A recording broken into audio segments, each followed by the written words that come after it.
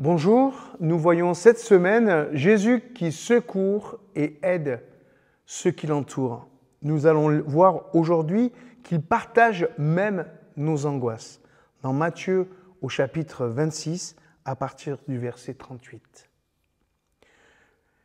Jésus leur dit alors, « Mon âme est triste jusqu'à la mort.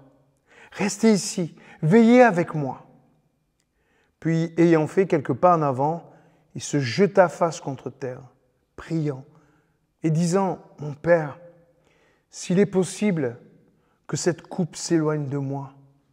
Toutefois, non pas ce que je veux, mais ce que tu veux. »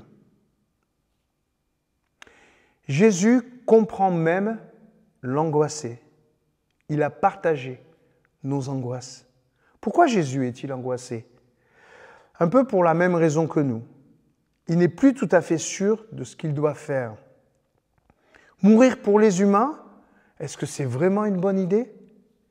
N'est-ce pas fou de devenir pécheur à la place des pécheurs, lui qui n'est pas un pécheur? Éloigné de Dieu alors qu'il est son intime? Être proche de ceux qui sont loin de Dieu? Ne nous y trompons pas. Jésus n'est pas angoissé par la mort, ni même par la souffrance. Ça, ce sont plutôt nos angoisses à nous.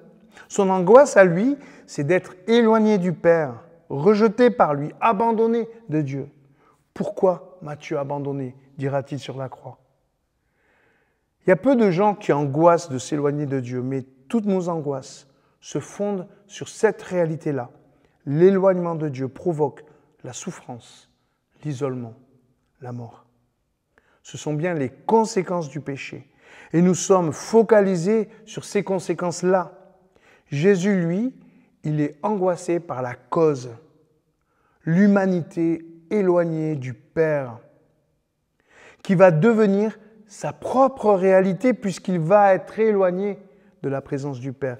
Et à cet instant, il a du mal à l'assumer. Du coup, on a ce passage étrange. Il est angoissé d'être éloigné du Père tout en faisant sa volonté. C'est terrible. C'est comme un père qui sacrifierait son fils pour sauver le pays. N'est-ce pas absurde? Et c'est vraiment ce que le Père a fait. Et le fils se demande encore un instant, « Mon Père m'aime-t-il encore ?» C'est sur ce moment terrible, l'angoisse de Jésus, que repose l'ensemble de notre salut. C'est à la fois tragique et magnifique. Jésus partage notre angoisse.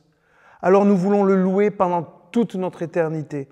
Notre salut repose sur cette tragédie à la fois folle et pleine de sens. L'amour de Dieu, dans sa folie, crée de toutes pièces notre salut en sacrifiant son Fils sur la croix.